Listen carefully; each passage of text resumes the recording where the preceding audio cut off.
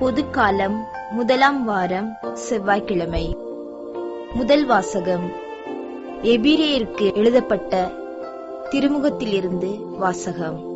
அதிகாரம் 2, இறைவசனங்கள் 5-12 வரை. சகோதரர் சகோதரிகளே, வரவிருக்கும் உலகு பற்றி பேசுகிறோம். கடவுள் அதனை வானதூதரின் அதிகாரத்திற்கு பணிய செய்யவில்லை.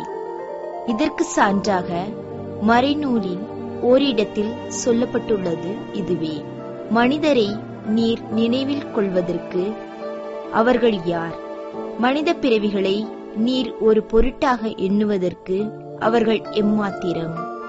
ஆயினும் நீர் அவர்களை வானதுதரை விட சற்றே சிறியவர் ஆக்கியுள்ளீர். மாட்சிமையும் மேன்மையும் அவர்களுக்கு முடியாக சூட்டியுள்ளீர். உமது கை படைத்தவற்றுக்கு மேலாக அவர்களை நியமித்தீர்.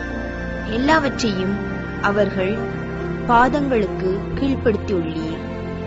அனைத்தையும் மனிதருக்கு அடிபணிய செய்தார் என்பதால் எதையும் பணியாதிருக்க விட்டுவிடவில்லை எனலாம். எனினும் அனைத்தும் மனிதருக்கு இன்னும் அடிபணிய காணோம். நாம் காண்பதோ சிறிது காலம். வானதுதரை விட சற்று தாழ்த்தவராக்கப்பட்ட இயேசுவையே. இவர் துன்புற்று இருந்ததால் மாட்சிமையும் மாண்பும் இவருக்கு முடியாக சூட்டப்பட்டதை காண்கின்றோம். இவ்வாறு கடவுளின் அருளால் அனைவருடைய நலனுக்காகவும் இவர் சாவுக்கு உட்பட வேண்டியிருந்தது. கடவுள் எல்லாவற்றையும் தமக்கென்று தாமே உண்டாக்கினார்.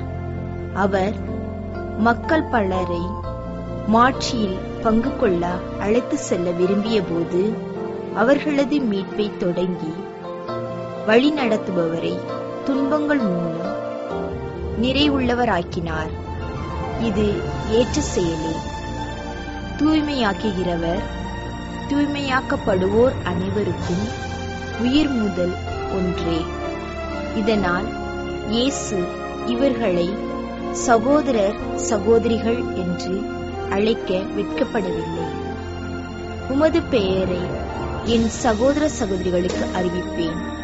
சபை நடுவே உம்மை புகழ்ந்து பாடுவேன் என்று கூறியுள்ளார் அன்றோ.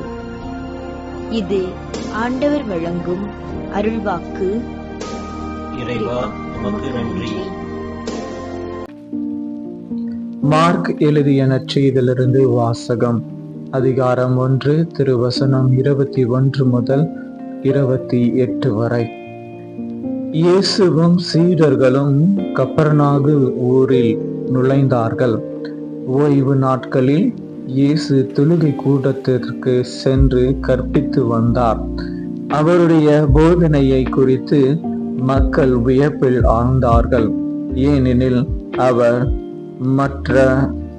அவர் மறைநூல் அறிஞர்களை போலன்றி அதிகாரத்தோடு அவர்களுக்கு கற்பித்து வந்தார். அப்போது அவர்களுடைய தொழுகை கூட்டத்தில் தீய ஆவி பிடித்திருந்த ஒருவர் இருந்தார். அவரை பிடித்திருந்த ஆவி, நாசரேத்து இயேசுவே, உமக்கு இங்கு என்ன வேலை? எங்களை ஒழித்து விடவா வந்தீர்? நீர் யார் என எனக்கு தெரியும். நீர் கடவுளுக்கு அர்ப்பணமானவர் என்று கத்தியது. வாயை மூடு, இவரை விட்டு வெளியே போ என்று இயேசு அதனை அகற்றினார்.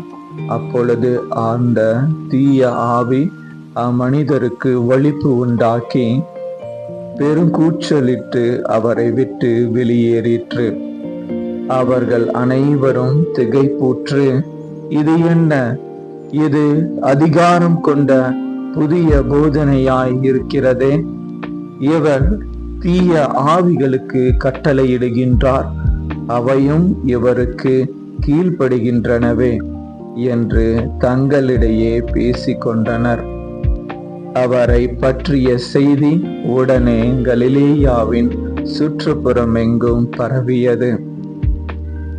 இது கிறிஸ்து வழங்கும் நற்செய்தி. கிறிஸ்துவே, உமக்கு புகழ்.